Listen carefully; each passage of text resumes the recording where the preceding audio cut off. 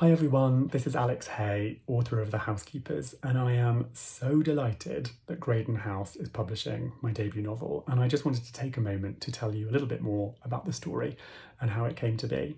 So The Housekeepers is a historical heist novel set in July 1905, and it tells the story of Mrs. King, charismatic housekeeper to one of Mayfair's grandest mansions. Now, Mrs. King has been serving this house loyally for 20 years, and so she is not a little annoyed when she is dismissed unfairly and turned out of the house. However, Mrs. King has a plan of her own, and by recruiting an eccentric gang of former servants and criminal associates, she's able to carry it out. And that plan is to strip this mansion of all of its beautiful treasures on the night of the grandest ball of the season, right under the nose of her former employer. As you can probably guess, writing The Housekeepers was an absolute delight.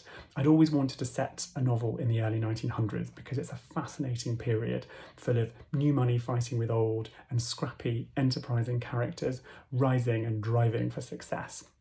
Plus, I'd been dying to try and write my own heist novel because I've always loved that kind of juicy plot, and I was longing to test the engineering and see if I could write one of my own.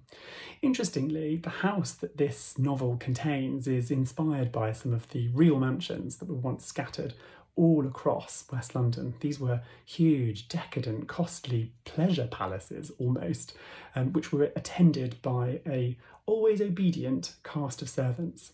And the thought that had come into my mind in the summer of 2020, while I was washing the dishes, aptly enough, was what would happen if some of those obedient, loyal servants downstairs decided they wanted to grab a little bit of that privilege upstairs for themselves. And thus, the idea for The Housekeepers was born, and I was able to jump off on this joyful, joyous writing experience.